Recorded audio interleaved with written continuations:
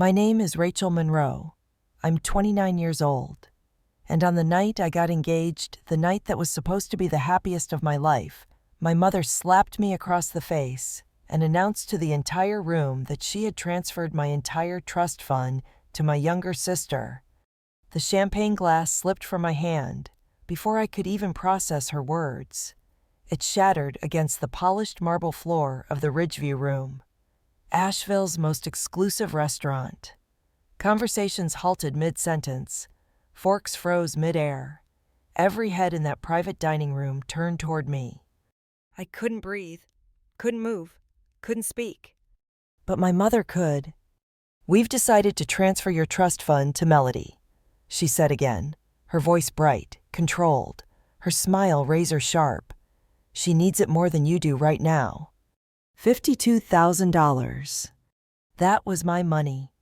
A trust set aside by my grandmother for my education and future. The foundation for our wedding. The down payment for our first home. Gone, just like that. Stephen's hand found mine under the white linen tablecloth. Warm, steady, real. I clung to it as the room began to spin. I should have said something clever. I should have made a scene. Instead, I whispered, barely loud enough to hear myself. "You can't do that." My mother's eyes sparkled. "Oh, Rachel, always so focused on technicalities." But it wasn't a technicality. It was the law. That money was legally mine. I had documents. I had receipts. I had honored Grandma's wishes to finish college without drowning in debt and use the rest to build something meaningful. I'd lived frugally, budgeted carefully. I planned a modest wedding, nothing extravagant. Just enough for a beautiful day with people who mattered. Melody. She'd blown through her identical inheritance in under 18 months. A failed gluten-free bakery, an overpriced SUV she totaled on a wine tour, and weekends in Miami with friends who vanished the moment her account hit zero. "I've already allocated that money," I said, louder now, a tremble in my voice I couldn't hide. "The venue deposit is due next week. You know that." My father shifted uncomfortably beside her. His fingers drummed lightly against the table, but he didn't speak. He never did when she got like this. "Plans change," Mom said breezily, waving her hand. "Melody's starting something new. She needs capital. A new business." My voice cracked. After the bakery, the podcast network, the skincare line. She didn't blink. "This is my money," I said again, louder now, as if sheer volume could make the world right again. Then crack! Her palm struck my cheek with such precision that gasps rippled across the room. My skin stung, my ears rang, and suddenly, everything was silent. Stephen half rose beside me, his body tense, eyes blazing. Across the table, Melody inspected her manicure. A small, smug smile danced at the corners of her mouth. And then movement. The waiter by the door quietly spoke into his phone. I caught his eyes darting between my mother and me. I had been trembling since the announcement, but in that moment, I went still. Something inside me solidified. This wasn't just about money. This was about every time my parents had demanded I sacrifice to fix Melody's mess. Every time they'd said, "She's struggling. Can't you just..." This was about years of being the safe one, the stable one, the one expected to bend. Not tonight. I stood. "This is how it's always been," I said quietly. "Melody makes poor choices, and I'm expected to bleed for them." The room split down the middle. Some guests looked away ashamed. Others drew closer curious, even supportive. My college roommate Maya pulled out her phone, thumb tapping the screen with intention. Stephen stood beside me now, a hand on the small of my back. "Mr. and Mrs. Monroe," he said gently but firmly, "I think it's best if you leave." My mother's eyes narrowed. "This is family business." "I am family," Stephen replied, "or I will be very soon, and I won't stand by while you assault my fiancé." The truth settled over me, clear as glass. This wasn't just about a fund. This was about a pattern. One I'd never broken. One I'd allowed. Until now. I reached for Stephen's hand, letting his steadiness ground me. Yes, the wedding was in jeopardy. The home we'd dreamed of might vanish. But something else was at stake, my self-respect, the kind of life I wanted to build. And for once, I chose me. 2 nights later, I sat on our apartment sofa, hands trembling as I held the police report. 3 prior incidents, I whispered. Stephen sat beside me, silent, steady as always. The warmth of his presence contrasted the cold words on the page. She slapped me in front of witnesses. Again, I said, just like the charity gala in 2019, the reunion in 2021, Emily's wedding last year. All explained away. That's just how Linda expresses emotion. No, that's how she exerts control. Stephen's arm tightened around me. Keep reading. I flipped to the next page and felt the oxygen leave the room. An email thread, dated 4 months ago, long before our engagement. Mom, we've already promised Melody she can use Rachel's trust fund. She needs it for her wellness coaching launch. They'd planned this, lied to my face. I sat back, dizzy. Melody had been promised my money. This had never been about education. It had always been about keeping her afloat, at my expense. I'm done, I said, my voice stronger than I expected. I'm fighting this. All of it. Stephen nodded. Then we get a lawyer. But we'd barely begun when the next blow landed. My phone buzzed. A message from an unknown number. You've destroyed this family. Mom is devastated. Hope it was worth it. Then another. Can't believe you'd sue your own mother over money. And another? Some people forget where they came from. Facebook lit up like wildfire. Melody had posted a Christmas family photo with a caption, "Family isn't disposable when something shinier comes along." The comment section boiled with sympathy for her. For her. I stared at the screen, disbelief curdling into fury. They had no idea what was coming. But they all would. The morning after the slap, I woke up feeling like my entire body had been scrubbed raw. My cheeks still throbbed where Mom's palm had landed. But that wasn't the worst of it. The worst part was the silence. No apology, no text, no call. Just a thudding void where a mother's voice should have been. Stephen made coffee, quietly, like he was afraid to startle me. I sat at the kitchen table, staring at our wedding binder, still open to the budget spreadsheet, still labeled Rachel and Stephen, New Beginnings. I flipped the page. Our venue deposit $5,000 was due next week, non-refundable. Except now, my trust fund was frozen in legal limbo. I've been responsible my whole life. I said aloud, more to myself than to Stephen. I honored every rule they gave me, and now I'm being punished for it. Stephen slid a plate of toast in front of me. You're being punished because they're used to you being quiet. You being easy. That stung, but he was right. I took a bite I couldn't taste and reached for my phone. 27 unread messages. I braced myself. This is breaking your mother's heart. I thought you were better than this. Rachel, it's just money. Just money. Easy to say when it wasn't your future being stripped for someone else's failure. That afternoon, I opened my laptop and tried to access our wedding folder. Years of careful planning. Vendor quotes, spreadsheets, Pinterest boards. Every file was gone. I stared at the blinking cursor in disbelief. The folder was empty. Stephen, I called. Did you move the wedding stuff?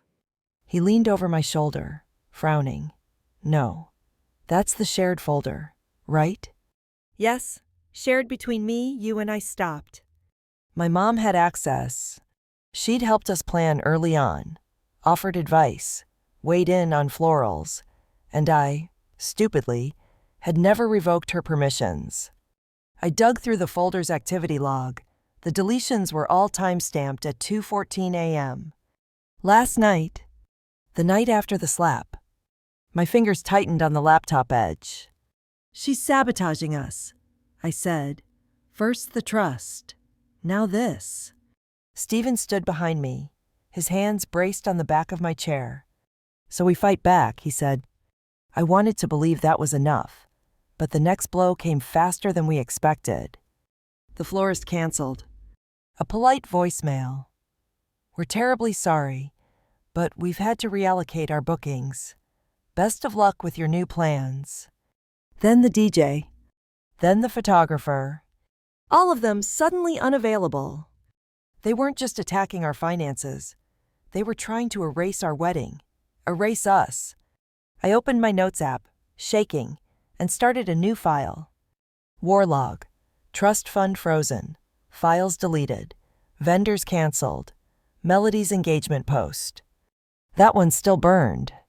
She'd posted the photo just hours after Mom slapped me, hand on her hip, flashing a massive diamond. Captioned, "Save the date, June 18th, Grand Crescent Hotel." June 18th, 1 week before our wedding date. I could feel the blood drain from my face when I saw it. Stephen leaned over, phone in hand. "Didn't she used to say she never wanted a big wedding?" I nodded slowly. She said weddings were capitalist scams 3 months ago.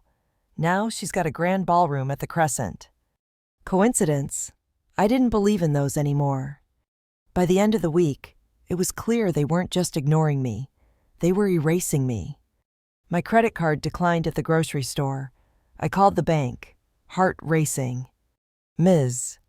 Monroe," the rep said, "your credit score dropped significantly this week due to 3 attempted card applications under your name. We flagged it as fraud." 3, all in the last 48 hours. I hung up, hands shaking. I didn't even bother to cry. I was beyond tears now. That night, I sat in bed staring at the ceiling while Stephen snored softly beside me. I scrolled through old voicemails, birthday messages from Grandma, laughter from college friends, and one draft never sent from 2 years ago. A voicemail to Mom I never finished. "Hi, it's me. I need you to stop expecting me to fix everything. I need you to choose me for once." I hovered over the button, listened to it one last time, then deleted it. She didn't deserve to hear those words. The next morning, the doorbell rang. I braced for another blow, another relative, another lecture. But when I opened the door, I saw him. Uncle Paul, my dad's younger brother, always quiet, always polite. I hadn't seen him in months. He looked uncomfortable in his suit, as if it itched him. "Hi," he said, holding out an envelope.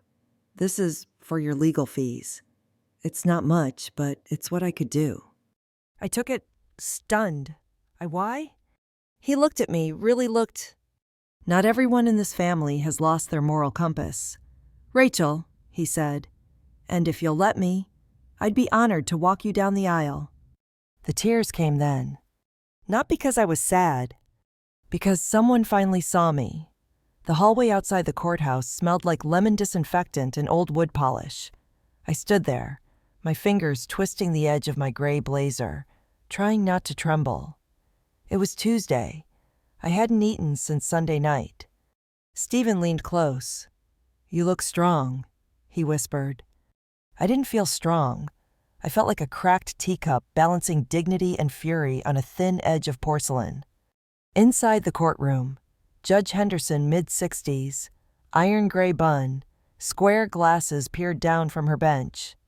My mother, Linda, sat straight-backed in a pale pink Chanel suit, her expression composed, dignified, icy. My father hovered behind her like a shadow, touching her shoulder at precise intervals, like a metronome of passive support. I took my seat next to Alexis Ward, our attorney. She was exactly who you'd want in a legal storm, sharp as a scalpel, calm as lake water. "Mrs. Monroe," the judge began, flipping through a stapled report. "We've reviewed the police records and witness accounts. This appears to be a pattern of behavior. Mom's chin lifted an inch. I was emotional, she said evenly. My daughter had just announced her engagement after keeping it secret for weeks. The prosecutor, a stone-faced woman named Meyer, stepped forward. Your Honor, we have statements from 12 witnesses. The defendant struck Ms. Monroe with an open palm, causing visible swelling. This was not an emotional outburst, it was physical aggression.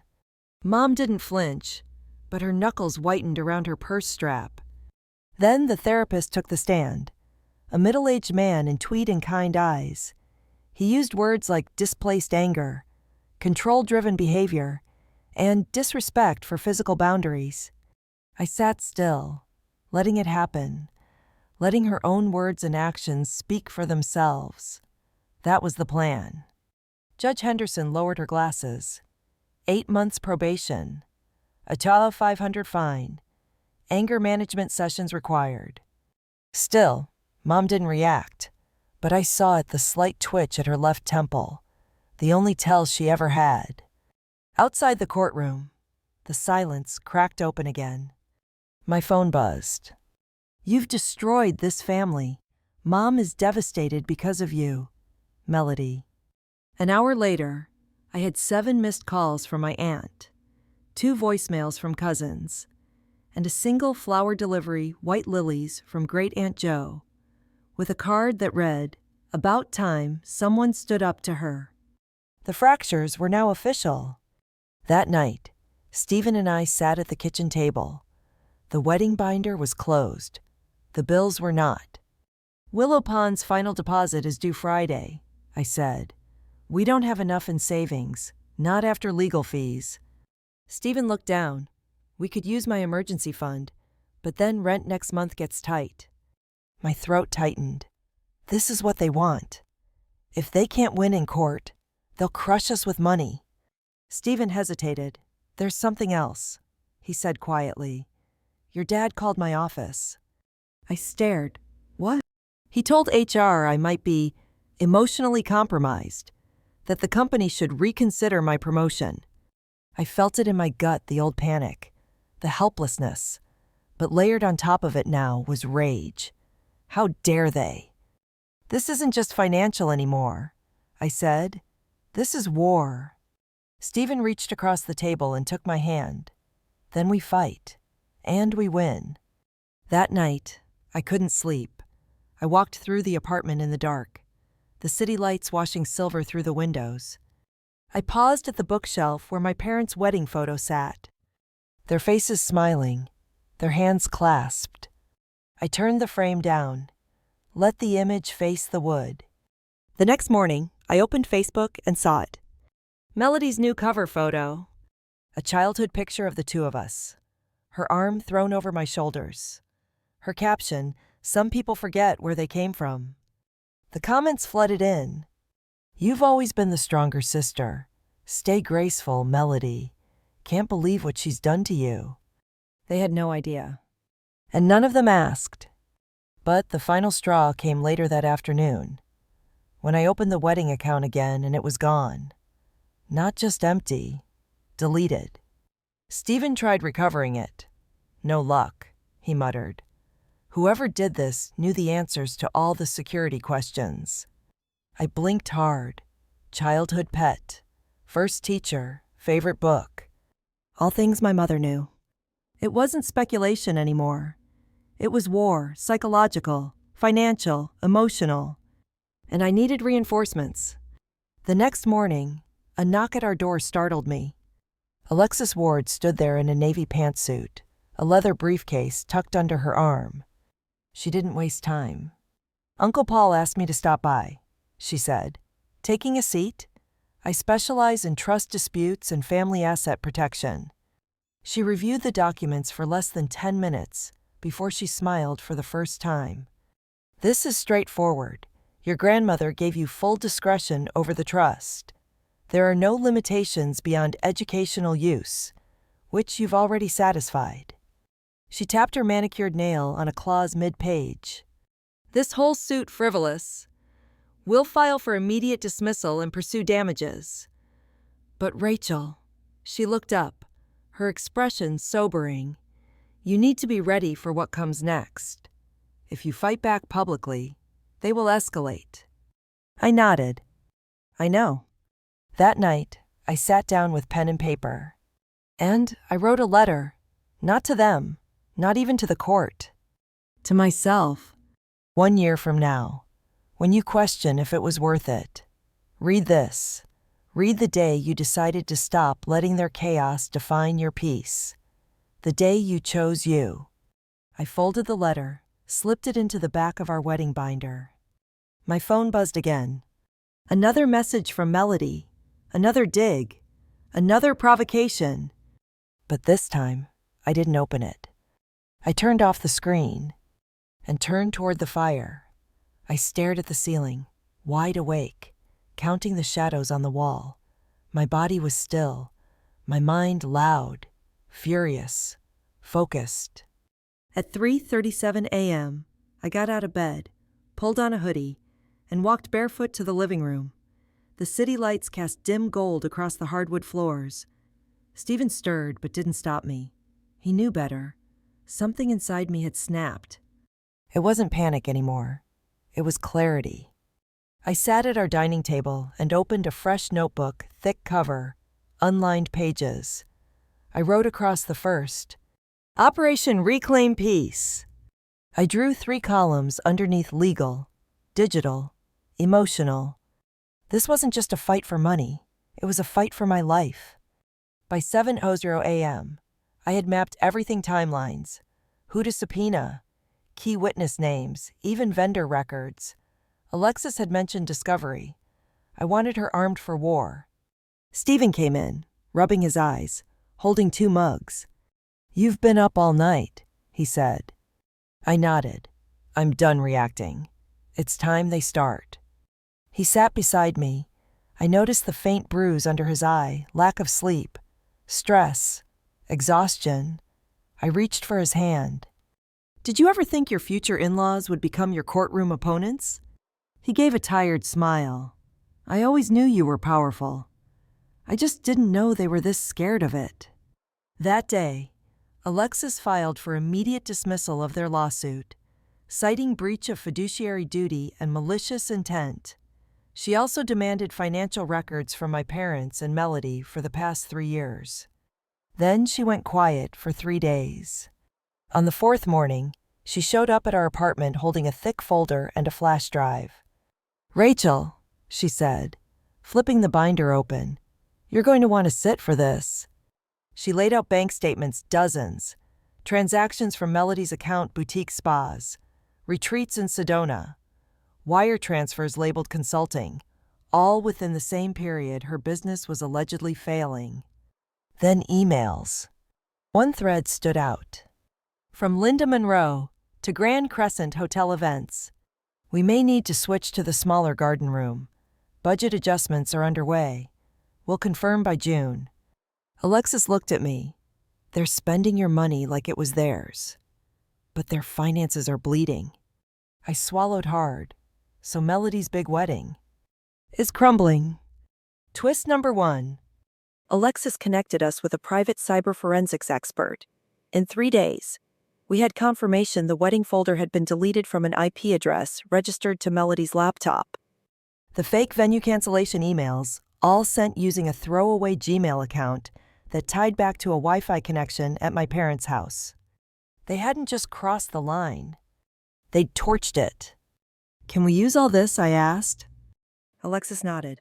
Yes, and we will. Stephen printed everything and stored backups in a fireproof lockbox. Then, one night, after weeks of planning, I did something for myself. I sat alone on our balcony, wrapped in a blanket, and opened the letter I had written to my future self. I added something new. If you ever feel guilty for winning, remember this wasn't revenge. This was resistance. Then I slipped it back inside the wedding binder. Taped behind the cover. That weekend, we met with our security firm, yes, a security firm to prepare for the wedding. Every entrance monitored, all guests verified. The thought of Melody showing up with a can of paint or a fake delivery badge wasn't just paranoia. It was pattern recognition. High risk of sabotage, the security lead confirmed.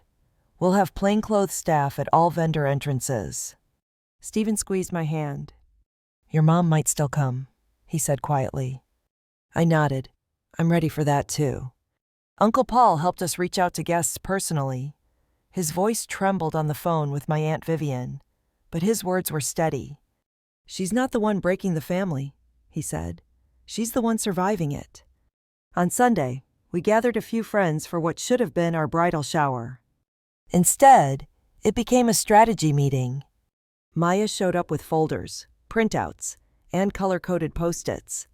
I will testify, she said. I saw the slap. I saw the lies. And I've got screenshots. We hugged so tightly I thought my ribs might crack. Then she whispered, Don't let them win. Not again. As the sun set, I stood before everyone and said, They told me family comes first, but they forgot to say not at the cost of your soul. Everyone clapped. Some even cried. And for the first time in months, I felt hope growing roots again. But then, the doorbell rang. Stephen answered it. His eyes widened. It's your parents, he said. And Melody? I stood. My heart pounded so loudly I couldn't hear anything else. I smoothed the wrinkles in my dress, steadied my breath, and walked to the door. They stood there, my mom in another pale suit, my dad rigid beside her, Melody with her engagement ring flashing. We need to talk, Mom said. I raised an eyebrow. About what? Dad cleared his throat. Let's stop this. Drop the lawsuit. We can all just be a family again. Melody chimed in, toned sugar slick. We forgive you, Rachel. I laughed. A real one this time. Cold, dry. For what exactly? Silence. Then Mom stepped forward. You're destroying us. For what 50 grand that's not worth breaking blood? My jaw clenched. No, what's destroying us is that you raised her to believe she could take whatever she wanted and that I would just smile and clap for it. Melody rolled her eyes. You've always been dramatic. I stared at her for a long moment, then turned to my parents. If you keep pushing, you're going to find out just how dramatic I can be in court. They flinched. I let the door close, slowly, firmly. Behind me, Stephen waited, his eyes steady. They're not done, he said. I know, I replied, but neither am I. The courthouse hallway echoed with polished shoes and whispered tension. I stood at the plaintiff's table in a navy blue sheath dress, palms clammy but spine straight. My fingers brushed the folder Alexis had prepared full of exhibits, receipts, email chains. Across from me sat my parents.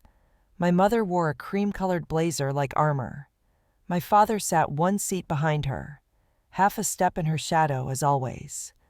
And beside them, Melody, peach chiffon, glossy curls, fake concern written across her face.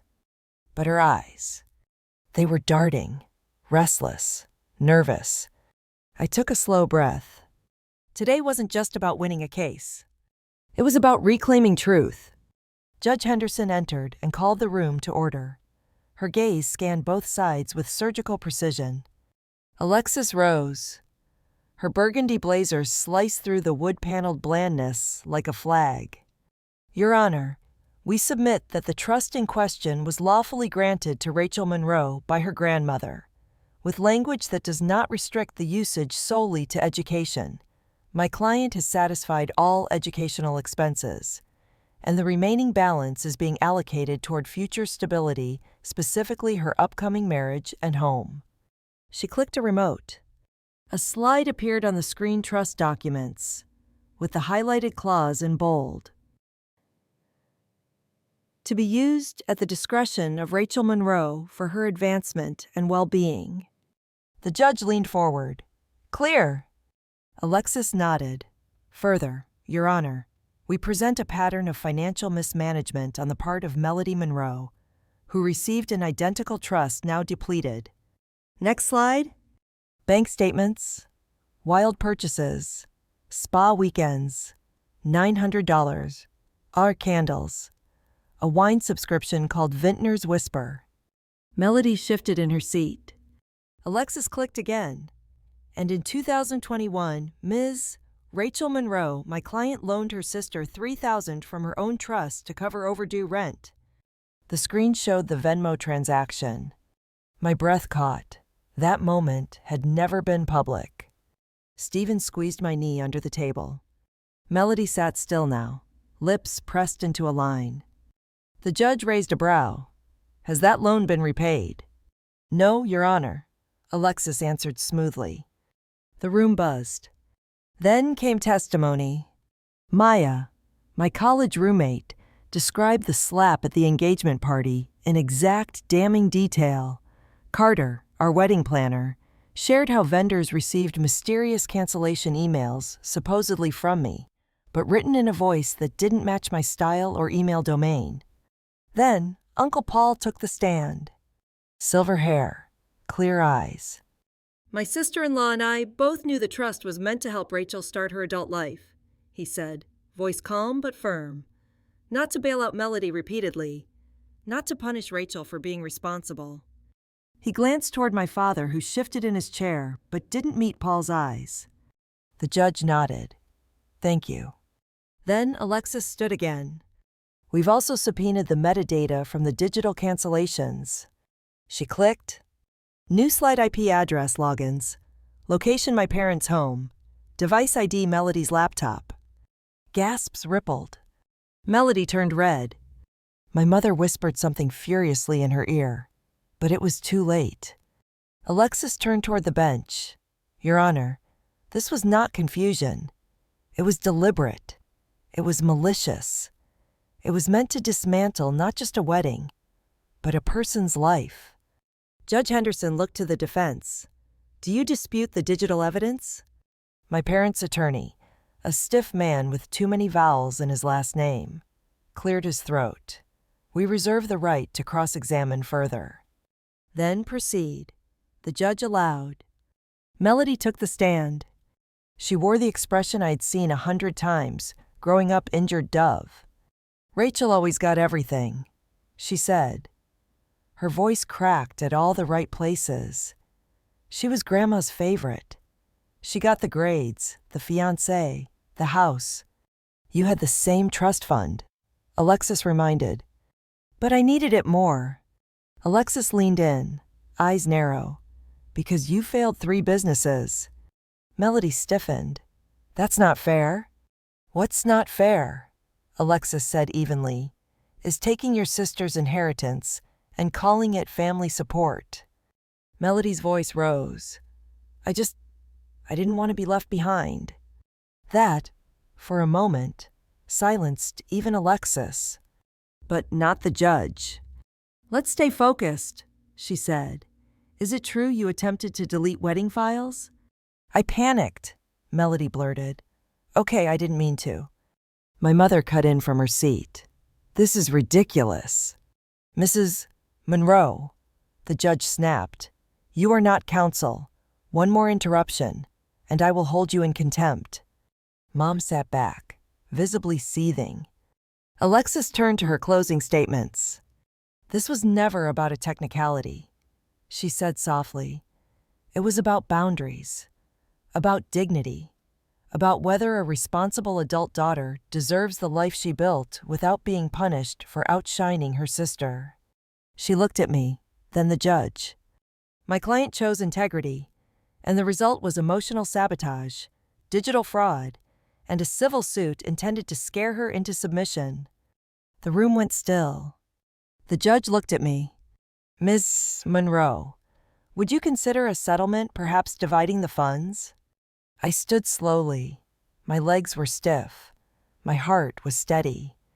I appreciate the offer, I said, but giving in now would send one message to them that if they yell loud enough, cheat hard enough, I'll cave. I won't. The judge nodded slowly. I'll render my verdict after recess, she said. Court adjourned for lunch. We filed out. Stephen went to find coffee. That's when it happened. In the hallway, near the vending machines. My parents and Melody cornered me. "This has gone far enough," Dad said, voice low. "Drop this," Mom added. "We can forgive you." "Forgive me," I asked. "For what?" "For being selfish," Melody hissed. "For tearing this family apart." I looked at them, at all of them, and something inside me lifted. "That sounds like peace to me," I said, turning away. As I walked back to the courtroom doors, Alexis met me. She handed me a tablet. "Surveillance footage," she said. I looked down. The screen showed Melody, at the side entrance of our wedding venue, arguing with a staff member. In her bag, a bottle of black paint. "She tried to bribe a server to get in early," Alexis said. "I'll introduce this if necessary." I blinked. She was going to vandalize our wedding. "Looks like it." And then she said the words that would change everything. "I also found something else. Something financial. You'll want to see it." The courtroom was quieter than before, but heavier like the silence after a thunderclap, when the sky holds its breath before the next strike. Alexis sat beside me, her tablet still lit with the surveillance footage of Melody. Paint bottle in hand, caught red-handed outside our wedding venue. "Let them speak first," she said calmly. "Then we bring it home." I nodded. My palms were damp against the folder in my lap, but I was steady. Judge Henderson returned from recess and settled back onto the bench. "We'll resume with final statement. Defense, you may proceed." My parents' lawyer, who'd looked more confident 3 hours ago, stood and adjusted his tie. "We believe this case stems from misunderstanding, not malice," he began. "Our clients only acted in the interest of the family. They believed the funds were meant solely for educational purposes, and any redirection was temporary and well-intended." He gestured toward me. "We respectfully request the court to consider mediation over escalation." When he sat down, Alexis rose without notes. "Your Honor," she said, "misunderstanding does not explain falsified vendor cancellations. It does not explain credit fraud, account hacking, and certainly not sabotage with black paint." A murmur stirred through the courtroom. She tapped the screen. A new slide: financial records from the past year. My parents' accounts, and Melody's. It was worse than I imagined. Maxed out credit cards, lavish payments to event vendors long before Melody's official engagement, withdrawals tied directly to accounts where my trust fund had been transferred illegally and without documentation. Alexis turned to the judge. "Not only did the defendants attempt to reroute funds," she said, "boss, they used those funds to support an event designed to compete with and overshadow my client's wedding, an event they could not afford unless they stole." My father finally spoke. "That's not true. We never—" Alexis didn't flinch. Bank of Asheville confirmed it. 3 linked accounts. All withdrawals match invoices from the Grand Crescent Hotel and luxury rentals associated with Melody's event planner.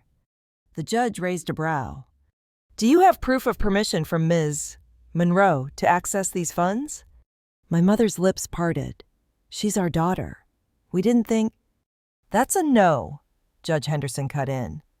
Alexis returned to our table and clicked to one final slide.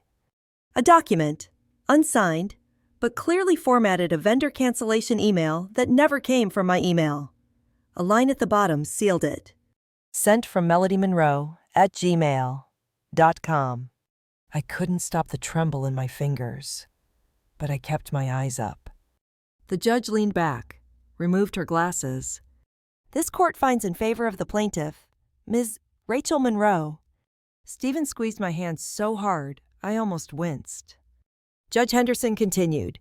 "The defendants Linda and Charles Monroe are ordered to pay all legal fees incurred by the plaintiff. The trust fund is to remain solely in Miss Monroe's control. Additionally, Ms. Melody Monroe will be referred for civil investigation for attempted fraud and interference with contracted vendors." My mother looked like stone. My father blinked like he hadn't heard correctly. And Melody. She didn't cry. She didn't yell. She just sat frozen. Finally, she whispered. I didn't think she'd go through with it. I stood as the judge exited, not triumphant, not even happy, but whole. Outside the courthouse, the air felt thin, lighter. Relatives who'd ignored me for months approached, quiet, sheepish. Aunt Vivian touched my arm gently. I believed them. I'm sorry. Uncle Jim muttered something about miscommunication and family stress. Only Aunt Jo met my eyes and said, "You were right." Later that night, Stephen and I sat on the floor of our living room, surrounded by unpacked boxes of wedding decor we weren't sure we'd even get to use. He passed me a small box. "What's this?" "Came in the mail. No name." I opened it slowly. Inside sat my grandmother's brooch, pearl and sapphire, shaped like a teardrop, pristine, heavy with memory. My breath caught. No note, no explanation. Just the one thing my mother had always promised would go to Melody. Now, somehow, it had found its way to me. I touched the metal gently, cool, solid, undeniable. A few days later, our phone rang. It was Carter, Stephen's college roommate, who worked at a local real estate firm. "You'll want to know," he said. "Your parents just took out a second mortgage. Word is, they're selling the house." I leaned against the wall, brooch still in hand. "They can't afford the wedding, can they?" I asked. He hesitated. "Melody's event is shrinking by the day. Ballroom moved to the garden room, guest list cut in half." I said nothing. But inside me, something began to settle. Not revenge. Closure. The following Sunday, I stood in front of a group of 10 strangers at a community center downtown. A banner read, "Family Boundaries Support Circle, Week 1. I read from a note card. "Hi, my name is Rachel, and for years, I believed that love meant silence, that saying no meant disloyalty. But I've learned that boundaries aren't selfish. They're sacred." Stephen sat in the back, smiling, next to Uncle Paul and Maya. At the end of the session, someone handed me a small card. No signature. Just 4 words. "You're stronger than blood." I tucked it in the wedding binder, next to my letter. That night, Alexis called. "I have news," she said. "The DA is reviewing Melody's actions for criminal fraud." I blinked. "You're serious?" "She made a lot of enemies when she tried to blame it all on the hotel staff," Alexis said. "Security footage helped. So did that paint can." I stared at the ceiling. "What happens now?" "Now," she said, "you decide how far you want this to go." A long silence passed between us. Then Alexis added, "You've already won. But this next step, that's about legacy." I didn't sleep much that night. At 3:12 a.m., I opened the wedding binder again. Next to the letter to my future self, I added a sticky note. "Justice isn't always loud, but it's always earned." My phone buzzed with a text from an unknown number. "You're welcome." I stared at it. No contact name, no photo. Just those 2 words. And the clock ticked into morning. The morning of our wedding dawned soft and golden. The sun filtered through gauzy curtains in the bridal suite, painting everything with the gentle promise of peace. For the first time in months, my breath came easy. My reflection in the mirror looked like me again, not the hollow-eyed version who'd spent the past year defending her right to exist, but someone alive, anchored. Outside, the garden at Hillcrest was already buzzing. Chairs lined the aisle. White roses bloomed across the archway where I would say I do. A security guard stood at the side entrance, walkie clipped to his belt, alert but calm. Maya stood behind me, adjusting the neckline of my dress. "You look like someone who made it out of a fire." I smiled at her in the mirror, because I did. Then a knock. The guard's voice came through the door.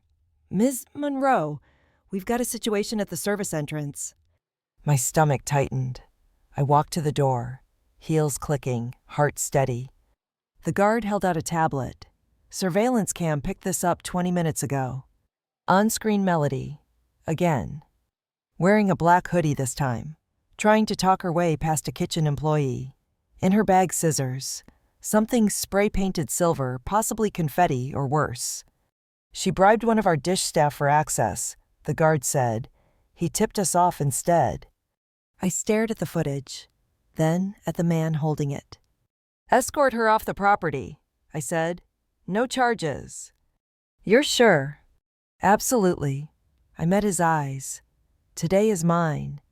I won't let her take even a second of it. The ceremony began at 200 p.m. sharp.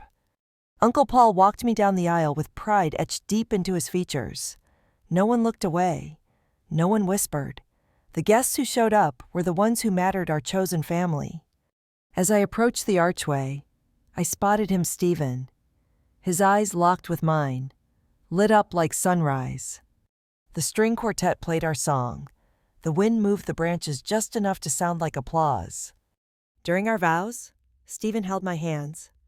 You taught me what real strength looks like, he said, his voice thick with emotion, not in shouting the loudest, but in standing the longest. My voice didn't tremble once. I used to think love meant giving in.